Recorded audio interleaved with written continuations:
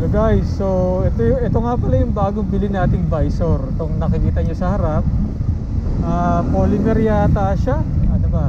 Ewan ko yung material niya, pero makapal siya. Makakal yung bracket niya, pero yung mahawak niya doon sa pinaka visor papunta sa bracket is hard plastic. Hindi ko alam kung anong klase tawag dito. Ito yung concern ng iba is kung matibay daw ba, maalog. So ito, tinitest natin siya ngayon dito sa highway sa Rizal, no?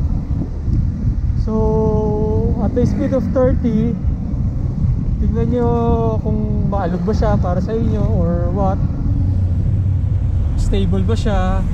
Pero para sa akin kasi, since hindi siya naka properly attached sa motorcycle, no, meron lang siyang dalawang bracket, itong stick, talagang aalog siya.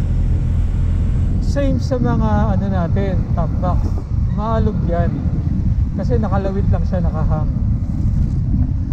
So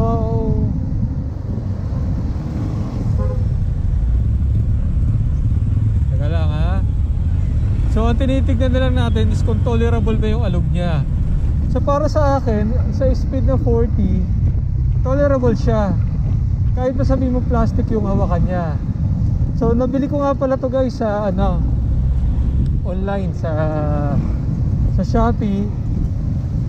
Meron din siya sa Facebook. Ang concern nila ng iba, pareho daw kaliwa yung na-receive nilang ganito bracket. Kaliwa kasi andito pareho yung screw, which is simple lang yan.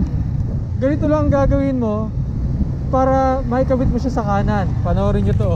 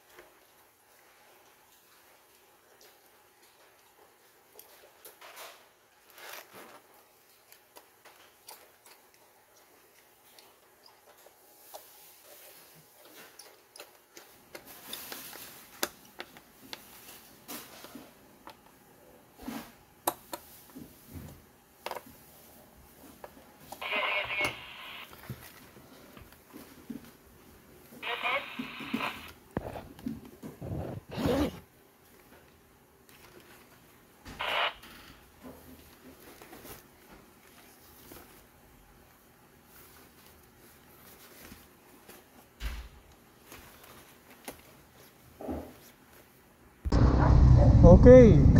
So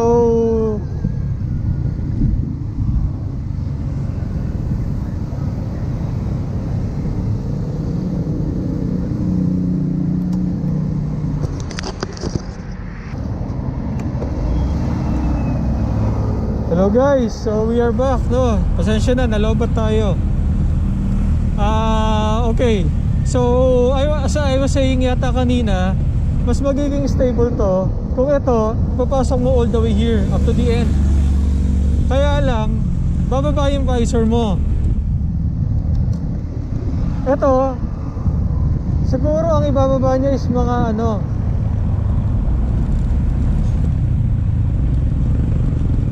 wait lang, okay. Ang ibababa niya is 3 inches, which is masasalo na ng mukha ko yung ano, yung hangin, kaya ganyan ang position ko. Ito kasi yan yung level na gusto ko. Of course. So nasa sa inyo yan, kung gusto niyo pa siyang itaas o ibaba. Pwede niyo rin siyang i-slant, pwedeng naka diretso-diretso. Niya lang kasi pag diretso-diretso,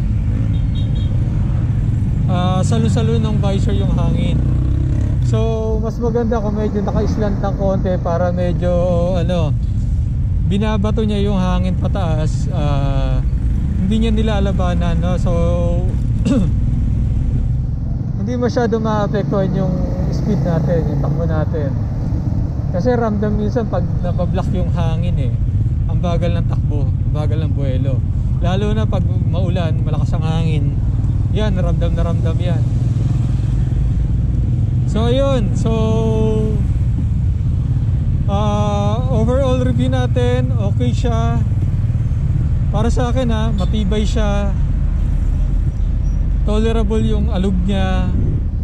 I don't feel like for me, it doesn't feel like matatanggal siya.